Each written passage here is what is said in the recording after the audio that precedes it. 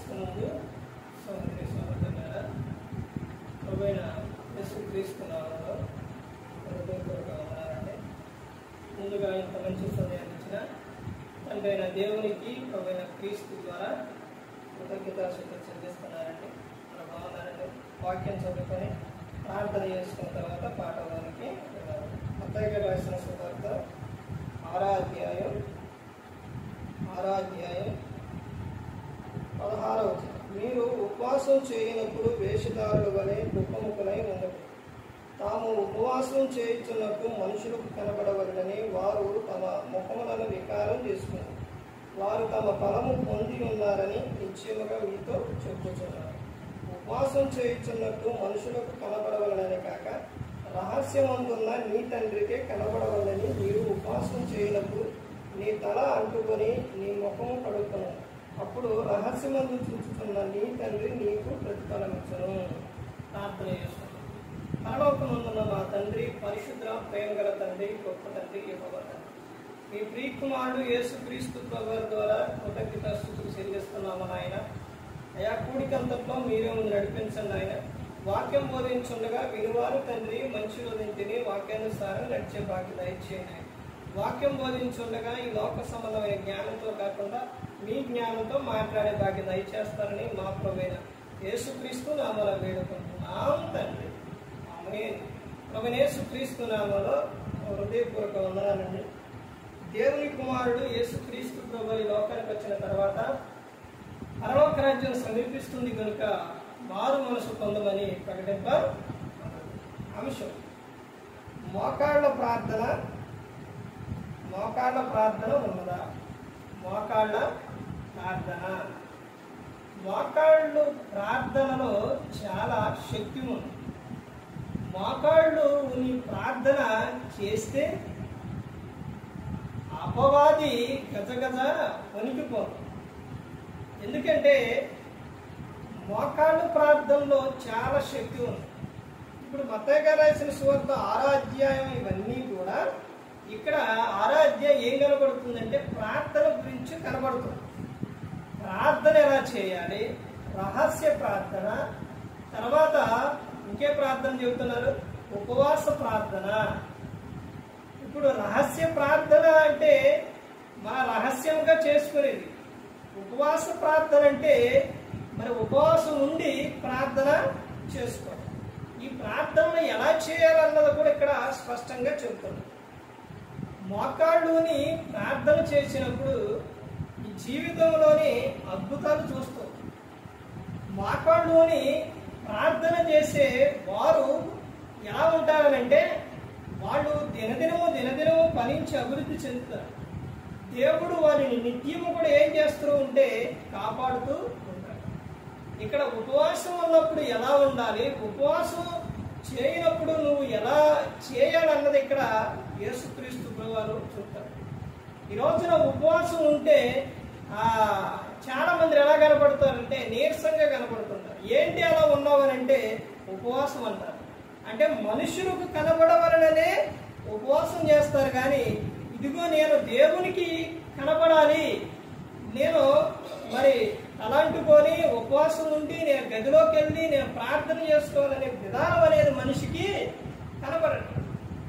ఉపవాసం ఉన్నప్పుడు ఎన్ని విధాలు ప్రయోజనాలు ఉంటాయనంటే, ఒకటి ఈ లోకంలో చూస్తే శరీరపరంగా చూస్తే కొన్ని గంటల సేపు నువ్వు ఆహారం అనేది ఏమీ తినకోకుండా నువ్వు ఉంటే మన శరీరంలో ఏముంటుందనంటే శరీరంలో కొవ్వు పదార్థాలు ఉంటాయి.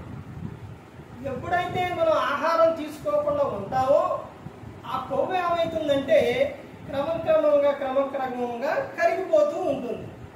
ఇప్పుడు చాలా మంది హాస్పిటల్కి వెళ్ళినప్పుడు డాక్టర్ చెబుతున్న విషయం ఏంటంటే నీ గుండెకి ఏం పట్టింది, కొవ్వు పట్టింది, నీలో కొవ్వు ఉన్నాయి, మరి కణాలు ఉన్నాయి, లేకపోతే లక్షణాలు ఉన్నాయి, లేకపోతే కొవ్వు కొంచెం అక్కడక్కడ ఎక్కువ ఉంది, ఇవన్నీ చెప్తూ ఉంటారు. వీటన్నిటికీ ఒకటే కారణం గ్రంథం ఏం చెప్తుందనంటే ఇదిగో నీ ఆహారాన్ని నువ్వు కొంచెం తీసుకో. నువ్వు తిండిపోతు అయిన ఎడల నీ మెడకి ఏం పెట్టుకోవాలి, కత్తి పెట్టుకోవాలి. తిండిపోతులు త్రాగుబోతులు ఏమవుతారనంటే దరిద్రులైదురు అనేది ఉంది. ఆహారాన్ని ఎప్పుడు కూడా ఆహారాన్ని అంటే తిండిని భోజనాన్ని జయించలేని వాడు దేన్ని జయించలేడు. ఇప్పుడు నువ్వు కొన్ని గంటల పాటు లేకపోతే ఆ తినకుండా అలా ఉంటే ప్రాబ్లం ఏమీ రాదు, ఇంకా ఆరోగ్యంగా ఉంటావు. కాదండి నీరసం అయిపోతారు అని అంటే నీరసం అవ్వటానికి నీ దేహంలోని ఆల్రెడీ నీ దేహంలో ప్రతి ఒక్కరే అవి దేహంలో ఏంటంటే కొవ్వు పదార్థాలు ఉన్నాయి, అవి కలుపుకుంటూ వస్తూ ఉంటాయి. ఇప్పుడు రోజుకి ఎన్నిసార్లు భోజనం చేస్తారు అని అంటే 3 సార్లు భోజనం చేస్తారు. డాక్టర్ చెప్తున్న విషయం ఏంటంటే 2 సార్లు చేస్తే ఇంకా ఆరోగ్యంగా ఉంటారు. అంటే ఎక్కువ సార్లు తినటం వలన ప్రయోజనం ఏమీ లేదు. అర్థమవుతుందండి. నువ్వు ఆరోగ్యంగా ఉండాలంటే ఉదయాన్నే నడవటం, పని చేయటం, తర్వాత నువ్వు తినే ఆహారాన్ని ఏం చేయాలి, కంట్రోల్ చేసుకోవాలి. ఇక్కడ ఏమని చెప్తున్నారంటే ఇలా అంటే ఉపవాసం ఉన్నప్పుడు అది ఒక ప్రయోజనం. ఉపవాసం ఉండి నువ్వు ప్రార్థన చేసేటప్పుడు నువ్వేం చేస్తావంటే దేవునితో నువ్వు మాట్లాడుకుంటావు. దేవునితో నువ్వేం చేస్తున్నావంటే సహవాసం చేస్తున్నావు, దేవునితో మాట్లాడుకుంటున్నావు. అలా ఉన్నప్పుడు జరిగే విషయం ఏంటంటే దేవుని కృపా కాపుదల నీకు ఉంటుంది. ఒకటి నీకు ఆరోగ్యం ఉంటుంది, తర్వాత 2 దేవుని కాపుదల కూడా ఉంటుంది. మోకాళ్ళు ప్రార్థన, బైబిల్ గ్రంథంలో మోకాళ్ళు ప్రార్థన మోకరించి ప్రార్థించిన వారు ఉన్నారు. చూడండి దానియేలు గ్రంథం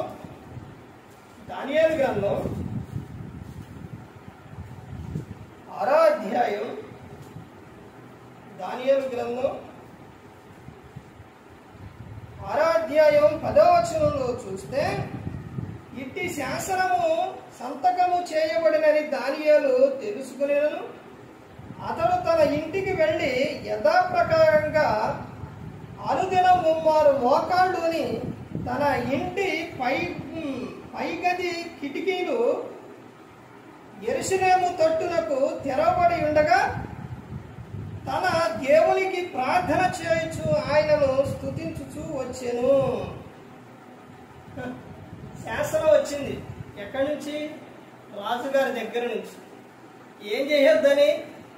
ప్రార్థన చేయొద్దని, మోకాళ్ళు ప్రార్థన చేయొద్దని రాజు శాసనం వేసినా దానియేలు గారు ఏం చేశారు? ప్రార్థన విడిచిపెట్టరా, మోకాళ్ళు ప్రార్థన చేశారు ఆయన.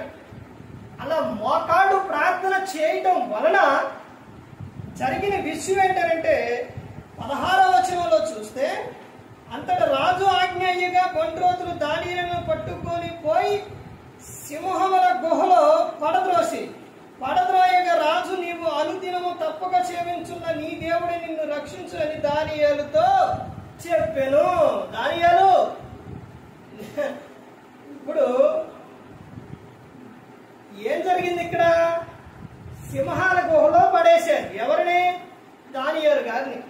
ఎందుకు పడేశారు అని అంటే రాజు ఆజ్ఞ ఇచ్చిండు ప్రార్థన చేయొద్దు అని. అయినా కానీ దానియేలు గారు ఏం చేశారు? ప్రార్థన చేశారు. ఇప్పుడు దానియేలు గారిని తీసుకెళ్ళి ఎక్కడ పడేశారంటే సింహాల గృహలో పడేశారు. అలా మనిషిని సింహాల గృహలో పడేస్తే సింహాలు ఏం చేస్తాయి? తినేస్తాయి, ఎముకలతో పక్క తర్వాత కొరికేస్తాయి అనమాట. అసలు అంత ఆకలిగా ఉంటే మనిషి వాసన తగిలితే సింహం ఆగిద్దా? ఆగదండి. కానీ సింహాలు అవి ఉపవాసం ఉండే ఏమి తినలా, ఏమి తినలేదండి. సింహం అసలు ఏ విధంగా ఉంటుంది అంటే తర్వాత దానియేలు గారిని బయటికి తీసిన తర్వాత రాజు వచ్చి ఆయన చెప్తాడు. రాజు ఎవరో? అన్యుడు.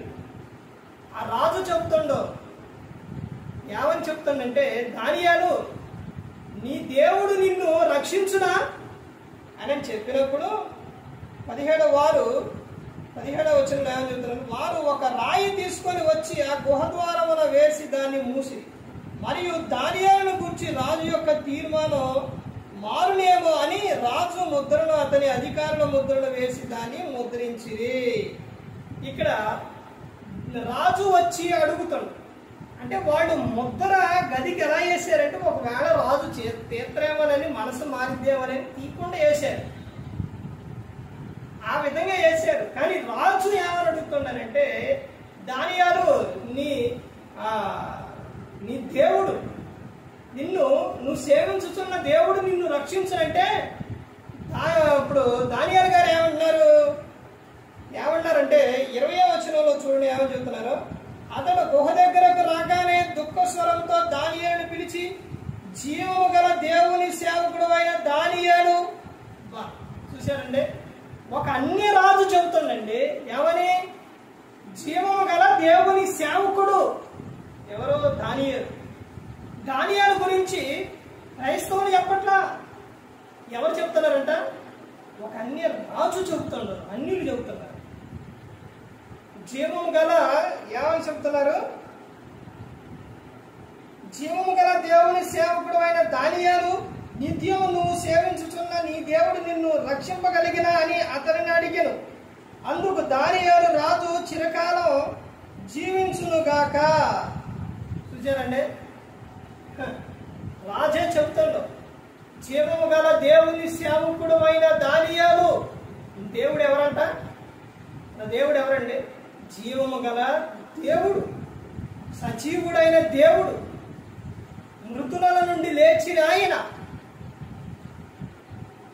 దానియేలు చెప్తున్న విషయం, జీవము గల దేవుని సేవకుడా, నువ్వు సేవించుతున్న దేవుడు నిన్ను రక్షించునా అని చెప్పినప్పుడు దానియేలు గారు ఏమని చెప్తున్నారు?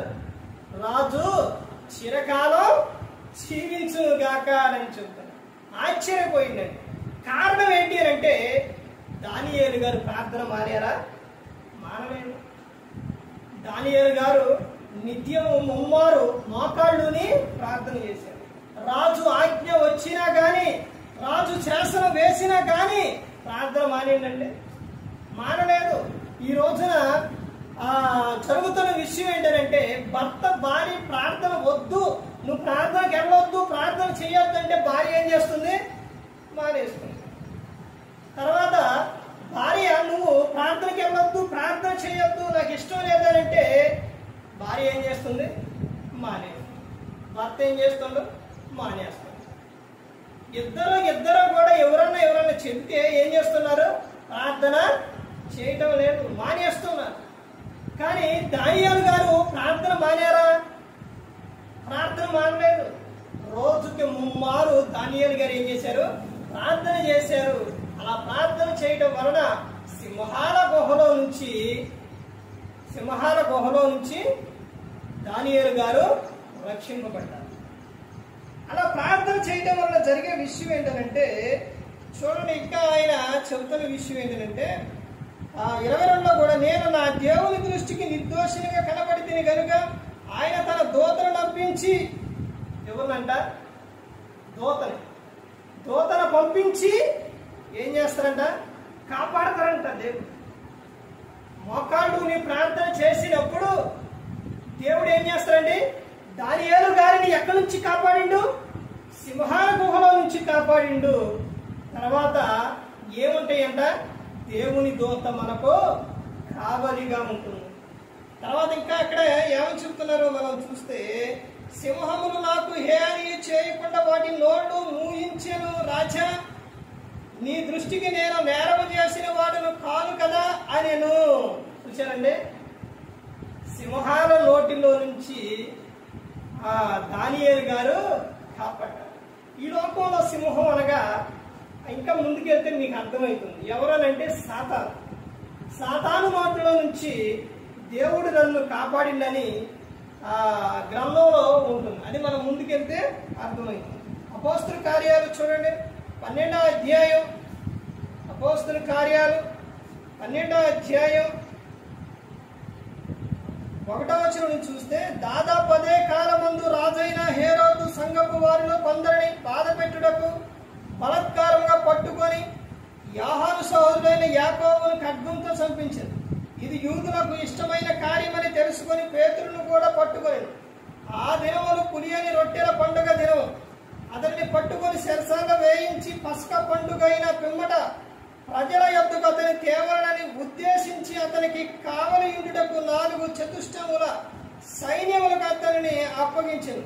పేతురు చెరసాలలో ఉంచబడిన సంఘమైతే అతని కొరకు అత్యాసక్తితో దేవునికి ప్రార్థన చేయుచుండెను. చూశారండి, యాకోబును పట్టుకొని ఏం చేశారు? చిరఛేదనం చేశారు. ఇది యూదులకు ఇష్టమైన కార్యమని తెలుసుకొని పేతురు గారిని ఏం చేశారు? చెరసాలలో వేశారు. చెరసాలలో వేసినప్పుడు జరుగుతున్న విషయం ఏంటంటే సంఘమంతా కూడా ఏం చేస్తుంది? అత్యాసక్తితో ప్రార్థన చేస్తుంది. ప్రార్థన చేస్తున్న సందర్భంలో ఇక్కడ చూడండి ఏం జరిగిందంటే 6వ వచనం, హేరోదు అతన్ని వెలుపలకు తీసుకుని రావాలని ఆ రాత్రి పేతురు 2 సంఖ్యలతో బంధింపబడి 2 సైనికుల మధ్య నిద్రించుచుంది.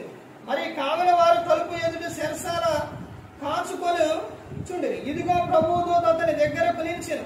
అతనుండిన గదిలో వెలుగు ప్రకాశించెను. ఎవరు వచ్చారంట? దూత వచ్చింది. సంఘం ఏం చేస్తున్నారు? ప్రార్థన చేస్తున్నారు. అత్యాసక్తితో ప్రార్థన చేస్తూ ఉంటే పేతురు గారి దగ్గరికి ఎవరు వెళ్ళారు? దూత వెళ్ళి పేతురు గారిని చెరసాలలో నుంచి విడిపించారు. చూసారండి, అంటే ప్రార్థనలో ఎంత శక్తి ఉందో చూడండి. సంఘమంతా ప్రార్థన చేస్తూ ఉంటే చెరసాలలో ఉన్న పేతురు బయటికి వచ్చేసారు. ఇక్కడ ముందు చెప్పబడిన సందర్భంలో ఎవరు కనపడుతున్నారు? దానియేలు గారు కనపడుతున్నారు.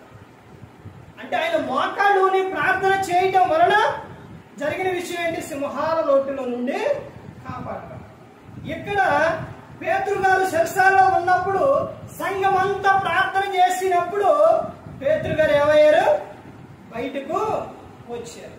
తర్వాత ఇంకా జరిగిన విషయం చూడండి. ఇలా చేస్తూ ఉంటే అపోస్తలుడైన పౌలు గారు ఫిలిప్పీయులకు రాసిన పత్రిక 1వ అధ్యాయం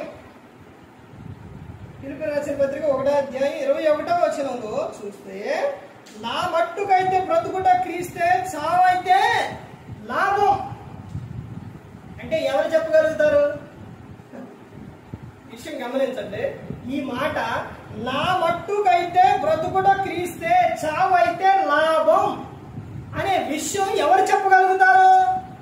మోకాళ్ళుని ప్రార్థన చేసేవారు, దేవుని యందు భయభక్తులు కలిగి ఉన్నవారు, నిత్యం ప్రార్థన చేసేవారు ఏమని చెప్తారండి?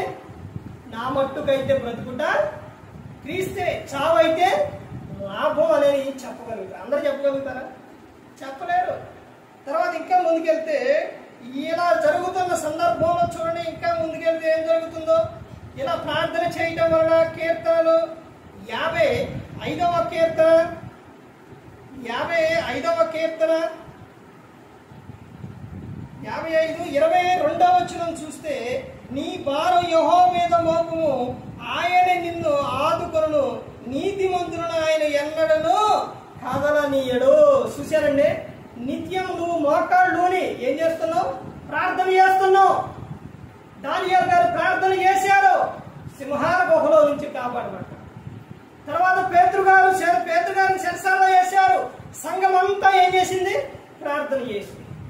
ఇలా ప్రార్థన చేసేవారు చెప్తున్న విషయం ఏంటంటే, నా మట్టుకైతే బ్రతుకుట క్రీస్తే, చావైతే లాభం అని అలా చెప్పగలుగుతారు. ఆ తర్వాత నీ భారం ఎవరి మీద వేయాలంటున్నారు? కీర్తనలు 55:22లో నీ భారం యెహోవా మీద మోపు, ఆయన నిన్ను ఏం చేస్తారంట? ఆదుకుంటాడంట. ఆయన నిన్ను కాపాడుతారు, నీ కుటుంబాన్ని కాపాడుతారు, తర్వాత నీ భర్తను కాపాడుతారు, నీ భార్యని కాపాడుతారు, నీ పిల్లల్ని కాపాడుతారు. ఎప్పుడు మన భారం అంతా ఎవరి మీద వేయాలి? దేవుని మీదే వేయాలి. ప్రభా కాపాడు, ప్రభా రక్షించు, ప్రభా నువ్వే ప్రభా, నీవే ఆధారం ప్రభా అని ఆయన మీదే ఆధారం వేయాలి. ఆయన మీద మన భారాలు మోపినప్పుడు ఏం చేస్తారంట? ఆయన నిన్ను ఆదుకొను, ఆయన నిన్ను ఆదుకుంటారు. నీకు మంచి జీవితాన్ని, నీ కుటుంబంలో సంతోషాన్ని, నీ కుటుంబంలో ఆనందాన్ని ఇస్తారు ఆయన. అదే చెప్తున్నారు కింద, నీతిమంతులను ఆయన ఎన్నడను కదలనీయడు, ఎన్నడూ కదలనీయడు. నీకు ఏ ఆలోచనైనా, ఒక వ్యర్థమైన ఆలోచన వచ్చినా, ఏదైనా తప్పు ఆలోచన వచ్చినా, ఏదైనా కానీ ఎవరైనా ఒక మాట చెప్పినా దేవుడు నిన్ను కదలనీయడు, నిన్ను కాపాడుతాడు, నిన్ను రక్షిస్తాడు దేవుడు. మన భారం అంతా ఆయన మీదే మోపేవారిగా ఉంటారు. ఇంక 2 విషయాలు చూసి ముగించుకుందాం. ఆ తర్వాత తిమోతి రాసిన 2వ పత్రిక చూడండి. ఈ సింహం గురించి నా చెప్పారుగా సందర్భం. సింహం అంటే ఎవరో చూడండి. తిమోతి రాసిన 2వ పత్రిక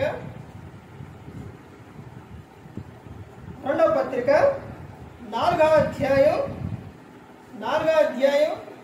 17వ వచనం. అయితే నా ద్వారా సువార్త పూర్ణముగా ప్రకటింపబడు నిమిత్తమును అన్ని జనులందరిలో దాని విను నిమిత్తమును ప్రభు నా పక్క నిలిచి నన్ను బలపరిచిన గనుక నేను సింహం నోట నుండి తప్పింపబడి తిని. సింహం అంటే ఒక అర్థం ఏంటంటే అపవాది. పేతురు గారు రాసిన పత్రికలో చెప్తారు, ఎవరిని మింగుదునా అని గద్దించు సింహం వలె అపవాది తిరుగుతున్నాడు. ఎవరిని మింగుదునా అని, పట్టుకోవడం కాదు, కాలు చెయ్యో పట్టుకొని లాగుతూ ఉంటే, కాలు కానీ చెయ్యి కానీ పట్టుకొని అపవాది అని లాగుతూ ఉంటే మనిషి ప్రభువా ఒక చెయ్యి పట్టుకొని లాగుతున్నాను, నీ చేత్తు ప్రభువా అని క్యాగేసింది అనుకోండి, మనిషి సాతాను లాగుతాడు, ఈ మనిషి ఏం చేస్తాడు, క్యాకేస్తాడు. అప్పుడు ప్రభువారు వచ్చి ఈ సాతాను తలకాయ మీద ఒక గుద్దుతుంది. ప్రభువారు పిలిస్తే ఆయన ఆగుదరా, వచ్చేస్తాను, వచ్చి ఈ సాతాను ఏం చేస్తాం, ఒక గుద్దు. కానీ ఇక్కడ సాతాను మనిషిగా అవకాశం ఇవ్వట్లా. మనిషిగా అవకాశం ఇస్తే ప్రభువుని పిలుస్తారు, ప్రభువారు వస్తారు, సాతాను దరివేస్తారు. అందుకనే సాతాను ఏం చేస్తానంటే మింగుతున్నంట. ఇక మింగుతుండనుకోండి, ఇప్పుడు ఇట్లా మింగుతుండనుకోండి, అరిసే అవకాశం ఉందా? మింగుతుండనుకో, అరిసే అవకాశం లేదు. అందుకనే ఎవరిని మింగుతున్నా అని గద్దించు సింహం అనే తిరుగుతున్నాడు. ఇక్కడ అపోస్తలుడైన పౌలు గారు చెప్తున్న విషయం ఏంటంటే, ఇదిగో ప్రభు నా పక్కన నిలిచి నన్ను బలపరిచిన గనుక నేను సింహం నోట నుండి తప్పింపబడి తిని. సింహం నోట నుండి తప్పింపబడి అంటే కారణం ఏంటి అని అంటే, ఆయన సువార్త ప్రకటించేవారు, ప్రార్థన చేసేవారు. ఇంకా మనం గ్రంథంలోకి వెళ్ళి చివరిగా చూస్తే దానియేలు గ్రంథం చూడండి. ఇక్కడ ఇందాక ఎవరు కనబడ్డారు? దానియేలు గారు కనపడ్డారు. ఇప్పుడు ఇక్కడ కనబడుతున్నారు, ఎవరు కనబడుతున్నారు చూడండి. దానియేలు 3వ అధ్యాయం 24వ వచనం చూస్తే, రాజగు నెబుకద్నెజరు ఆశ్చర్యపడి తీవ్రముగా లేచి, మేము 3 మనుషులను బంధించి అగ్నిలో వేసితిమే కదా అని తన మిత్రులను అడిగిన. వారు రాజా సత్యమే అని రాజుతో ప్రత్యుత్తరం ఇచ్చారు. అందుకు రాజు, నేను 4 మనుషులు బంధకములో లేక అగ్నిలో సంచరించుట చూచుచున్నాను, వారికి ఆహారం ఏమీ కలుగలేదు. 4వ వారి రూపం దేవతల రూపమును పోలినదని వారికి ప్రత్యుత్తరం ఇచ్చారు. అగ్నిగుండం. ఎందుకంటే ఒక ప్రతిమ చేసి దానికి మొక్కమని చెబుతున్నారు రాజు. చెబితే శత్రకు, మిషక్కు, అబద్ధిలుగా 3 అవుతారు. ఈ 3 ఆ ప్రతిమకు ఏం చేయరు, మొక్కపోయేసరికి వీళ్ళు తీసుకెళ్ళి ఎక్కడ పడేస్తారు, అగ్నిలో పడేస్తారు. అగ్నిలో పడేసేటప్పుడు వేసేవాళ్ళే కాలిపోయారంట. అంత బగబగ మండుతుందంట అగ్ని. అందులో పడేసిన తర్వాత ఈయన పైకి వెళ్ళి చూస్తున్నాడు. ఎవరో రాజు, వీళ్ళు కాలిపోతున్నారా, వీళ్ళు ఏం చేస్తున్నారని చూస్తూ ఉంటే, అందులోని వీళ్ళు 3 అయితే ఇంకొక వ్యక్తి తిరుగుతున్నాడు. ఆయన రూపం ఎలా ఉందంట, దేవదూత రూపం వల్లే ఉందంట. గబగబ రాజు వచ్చి అడుగుతాడు, మనం వేసింది 3 కదా, కానీ అందులో 3 కాలిపోలేదు, పైగా ఇంకొక వ్యక్తి ఉందో ఆయన రూపం ఎలా ఉందంటే దేవదూతల రూపం వలె ఉంది, వాళ్ళు మాత్రం కాలిపోలేదని రాజు ఆశ్చర్యపోయాడు. తర్వాత ఇంకా ముందుకెళ్తే ఇంకా ఆయన చెబుతున్న విషయం చూడండి 26లో. అంతలో నెబుకద్నెజరు వేడిమి కలిగి మండుచున్న ఆ గుండము వాకిల దగ్గరకు వచ్చి శద్రకు మిషకు అబేద్నెగోను వారులారా, మహోన్నతులకు దేవుని సేవకులారా. అన్ని రాజులు చూడండి ఎట్ట పొందుతున్నారో. ఈ రోజున క్రైస్తవులకు కూడా లేదు ఇది. అన్య రాజులు ఇక్కడ ఆయన రాజెవరు అన్యుడు, కానీ ఏమని చెప్తుండో, మహోన్నతులకు దేవుని సేవకులారా. మహోన్నతుడు మన దేవుడు. మీ దేవుడు ఎవరని చెప్తున్నారు? మహోన్నతుడు. మన దేవుడు మహోన్నతుడు. అక్కడ ఇందాక దానియేలు గారి విషయాల్లో అక్కడ రాజు ఏమని చెప్పిండు? జీవము గల దేవుని సేవకుడు. అంటే దేవుడు ఎవరా అని అన్ని రాజు ఒప్పుకోండు. జీవం గల దేవుడు అని ఒప్పుకోండు. ఇక్కడ ఈ అన్ని రాజు ఏమని ఒప్పుకుంటాడు? మీ దేవుడు ఎవరంట? మహోన్నతుడు అని ఒప్పుకుంటాడు. చూడండి, మహోన్నతులకు దేవుని సేవకులారా బయటికి వచ్చి నా ఎద్దుకు రండి అని పిలువగా శద్రకు మిషకు అబేద్నెగో అగ్నిలో నుండి బయటికి వచ్చిరి. అధిపతులను, సేనాధిపతులను, సంస్థానాధిపతులను, రాజు యొక్క ప్రధాన మంత్రులను కూడి వచ్చి ఆ మనుషులను పరీక్షించి వారి శరీరములకు అగ్ని ఏ హాని చేయకుండాటయు, వారి తల వెంట్రుకలలో ఒకటైనను కాలిపోకుండాటయు, వారి వస్త్రములు చెడిపోకుండాటయు, అగ్ని వాసనైనను వారి దేహములకు తగులకుండాటయు చూచిరి. చూసారండి, ఒక్కరన్నా కొంచెమన్న కాలేరా, ఎంటుక కాళ్ళ, చొక్కా పెగల్ల, ఏమీ అవ్వలేదు. అగ్ని వాసన కూడా రావట్లేదు. కారణం ఏంటంటే ప్రార్థన. దేవునితో వారు ఉన్న విధానం, వారి విశ్వాసం. అన్ని రాజు ఆశ్చర్యపోయిండు. తర్వాత ఇంకా 28లో ఏమో చెప్తున్నారో చూస్తే, నెబుకద్నెజరు శద్రకు మీషకు అబేద్నెగోను వీరి దేవుడు పూజార్హుడు. రాజే చెబుతాడు, వీరి దేవుడు ఎవరంట? పూజార్హుడు.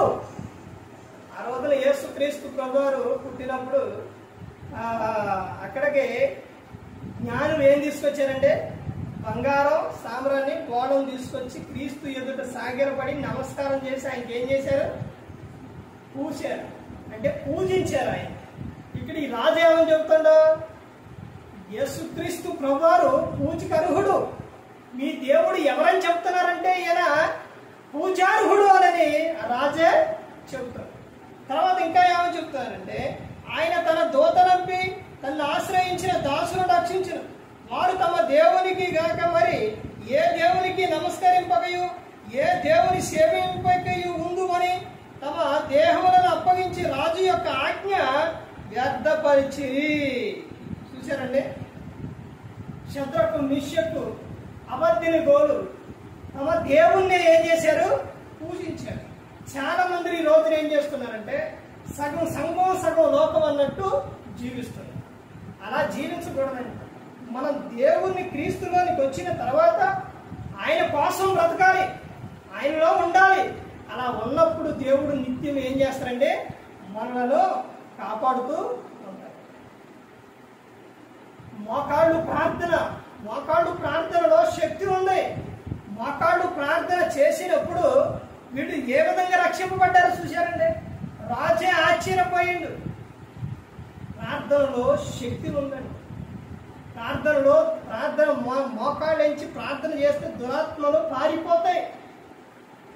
నీ కుటుంబంలో ఆనందం, సంతోషం నిత్యం కూడా ఉంటుంది. నువ్వు దేని నిమిత్తం అయితే మొరపెట్టుకుంటున్నావో దాని నిమిత్తం దేవుడు ఏం చేస్తారో జవాబిస్తారు. అందుకని ప్రతి ఒక్కరు గమనించుకోవాలి, ప్రార్థనలు ఎప్పుడు కూడా నిర్లక్ష్యం అనేది చేయకూడదు. మనకి ఎటువంటి బాధ అయినా, సమస్య ఏదైనా కానీ ప్రభువుకు చెప్పుకునే వారిగా ఉండాలి. 33:3 అదే చెప్తారు. ఫిలిప్పీయులు 4:4 అదే చెప్తారు. నిత్యము ఏ విషయమైనా కానీ నువ్వు నాకు తెలియపరచు, నేను నిన్ను కాపాడుతానని చెప్తాను. మోకాళ్ళు ప్రార్థన ప్రతి ఒక్కరికి కూడా ఉండాలండి. మోకాళ్ళు ఇచ్చి ప్రార్థన చేయాలి. బయటికి వెళ్ళేటప్పుడు ప్రార్థన చేయి, పిల్లలు స్కూల్కి వెళ్ళేటప్పుడు ప్రార్థన చేయి, ఎక్కడికైనా వెళ్ళేటప్పుడు ప్రార్థన చేసుకుని వెళ్ళండి. ప్రార్థనలోనే శక్తి ఉంది. అలా ప్రార్థన చేసుకొని వెళితే దేవుని దూతలు నీ చుట్టూ ఏముంటాయి? కావలిగా ఉంటాయి. నిన్ను కాపాడితే నిన్ను రక్షిస్తాయి. ఇలా ఎన్నో సందర్భాల్లో దేవుడు నిన్ను కాపాడాడు. అలాగే ప్రతి ఒక్కరిని కూడా ఆయన ఏం చేస్తారు? కాపాడుతాడు. ప్రార్థనలోనే శక్తి ఉంది. యేసుక్రీస్తు ప్రభువారు ఈ లోకానికి వచ్చినప్పుడు ఆయనే ప్రార్థన చేశారు. ఆయనకి ప్రార్థన చాలా అవసరం అయింది. అవసరం అంటే ఆయన నిత్యము కూడా తండ్రి ఆజ్ఞను ఆయన మేరలేదు, తండ్రి చెప్పినట్టు చేశారు. ఆయన ప్రార్థన చేశారు. మార్కు సువార్త 1వ అధ్యాయం 35వ వచనం, ఆయన పెందరకాడినే లేచి ఇంకా చాలా చీకటి ఉండగానే బయలుదేరి అరణ్య ప్రాంతానికి వెళ్ళి ఆయన ఏం చేశారు? ప్రార్థన చేశారు. హెబ్రీయులకు 5వ అధ్యాయం 7వ వచనంలో శరీరధారి ఉన్న దినములలో మహారోదనతోను వేదనతోను దేవుని యందు భయభక్తులు కలిగి ఉన్నందున ఆయన అంగీకరింపడు. ఎవరు? యేసుక్రీస్తు ప్రభువు. ఆయనే ప్రార్థన చేశారు. మరి ఆయన్నే మన హృదయంలో ఆయనకి చోటిచ్చి ఆయన ఆహ్వానించినప్పుడు, ఆయన నమ్ముకున్నప్పుడు, మరి ఆయనే చేసినప్పుడు ప్రార్థన చేయాలండి. ప్రార్థన చేయాలి. నిత్యం ఏం చేయాలి? ప్రార్థన చేసేవారిగా ఉండాలి. ప్రార్థనలోనే శక్తి అనేది ఉంది. ఏ ఒక్కరు కూడా నశించి నరకానికి వెళ్ళిపోకూడదని యేసుక్రీస్తు ప్రభువారు ఈ లోకానికి వచ్చి మనందరి కోసం సిలువలో తన ప్రాణాన్ని పెట్టి. సంఘం చాలా ప్రాముఖ్యమైనది, చాలా విలువైనది. సంఘ ప్రార్థన చాలా గొప్పది. ఈ రోజున అక్కడ నుంచి ఇక్కడ వరకు దేవుడు పంపించారు. ఇక్కడికి వచ్చామనంటే సంఘం ఇక్కడ ఉంది. సంఘ ప్రార్థన చాలా గొప్పది. సంఘం అంతా కలిసి ప్రార్థన చేసినప్పుడు అద్భుతం జరుగుతుంది అక్కడ. అందుకని ప్రతి ఒక్కరు కూడా ప్రార్థన ఎప్పుడు కూడా నిర్లక్ష్యం అనేది చేయకుండా, ప్రార్థనలో శక్తి ఉంది, నిత్యం కూడా ప్రార్థన కలిగి ప్రార్థన చేసేవారిగా ఉండాలి. ప్రతి ఒక్కరు దేవుని యందు భయభక్తులు కలిగి పరిశుద్ధాత్మ మాట వింటూ హృదయ శుద్ధిని కాపాడుకుంటూ క్రీస్తుని పోలే నడుచుకున్నప్పుడు ఈ లోకం విడిచిన పరలోకానికి చేరుకుంది. మరి ఏ విధంగా నిలబెట్టి మాట్లాడించిన తండ్రి దేవునికి కృతజ్ఞతాస్తుతులు చెల్లిస్తూ ఎంతవరకు శ్రద్ధగా ఉన్న మీకు ప్రభు పేరున హృదయపూర్వకంగా చెల్లిస్తూ మాటలు ముగిస్తున్న అందరికీ వందనాలు.